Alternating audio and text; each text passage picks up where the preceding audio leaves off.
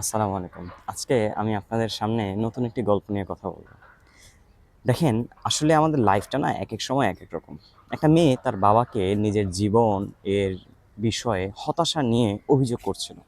বলছিল সে আর পারছে না। সে জানে না কিভাবে কি করতে হবে। লড়তে, লড়তে তার জীবন আজ ক্লান্ত। এজন্য একটি সমস্যা শেষ হলে আরেকটি সমস্যা এসে হাজির হয়। মেয়েটির বাবা পেশায় একজন শেফ অর্থাৎ রন্ধনশিল্পী ছিল। তো তিনি মেয়েটার এই হতাশার কথা শুনে মেয়েটাকে নিজের রান্নাঘরে নিয়ে এলেন। তারপর ৩টা পাত্র চুলার মধ্যে আলাদা আলাদাভাবে বসালেন। ৩টার মধ্যে পানি ভর্তি করে দিলেন এবং আগুন জ্বালিয়ে দিলেন।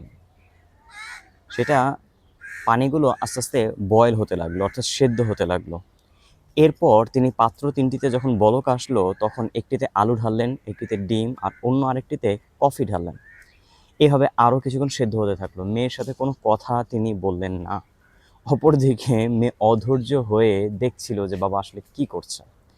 তো ২০ মিনিট পর যখন চুলা বন্ধ করে দিলেন তখন তিনি একটি পাত্রে আলু উঠিয়ে নিলেন, আরেকটি পাত্রে ডিম নিয়ে ফেললেন এবং কফির কাপের মধ্যে কফি ঢাললেন। এরপর মেয়েকে জিজ্ঞাসা করলেন, তুমি এখন কি দেখছো? মেয়ে উত্তর দিল, আলু, ডিম আর কফি দেখছি। বাবা বললেন, ভালো করে দেখো এবং ধরে দেখো। মেয়ে বাবার কথা মতো দেখলো যে আলু নরম হয়ে গেছে, ডিমের খোসা খুলে দেখা গেল ডিম সেদ্ধ হয়ে শক্ত হয়ে গিয়েছে।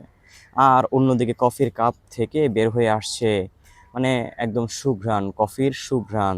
তার মুখে একটা হাস্যোজ্জ্বল হয়ে যাচ্ছে এই বিষয়গুলোকে দেখে, কিন্তু সে জানে না যে এটার পেছনে লুকিয়ে থাকা বাবার আসল উদ্দেশ্যটা কি, এসবের অর্থ কি।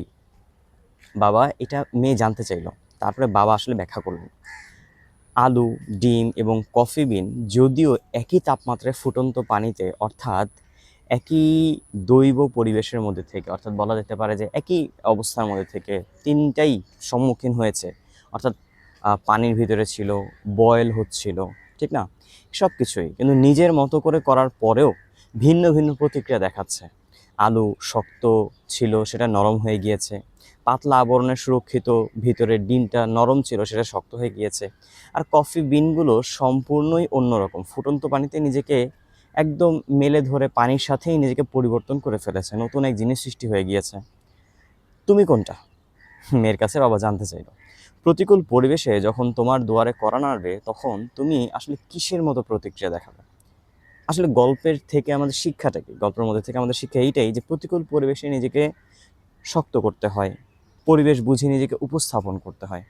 আসলে কি মানে এই গল্প থেকে আমরা শিখতে পারি যে জীবনে অনেক রকমের চড়াই উতরাই আসবে, অনেক রকমের পরিস্থিতি ক্রিয়েট হবে, কিন্তু প্রত্যেকটা পরিস্থিতিতেই আমাদেরকে নিজেকে সেই পরিস্থিতির সাথে মানিয়ে চলতে হবে। কারণ আমরা কিন্তু আলুর মতো সবসময় শক্ত ছিলাম, নরম হতে পারবো না।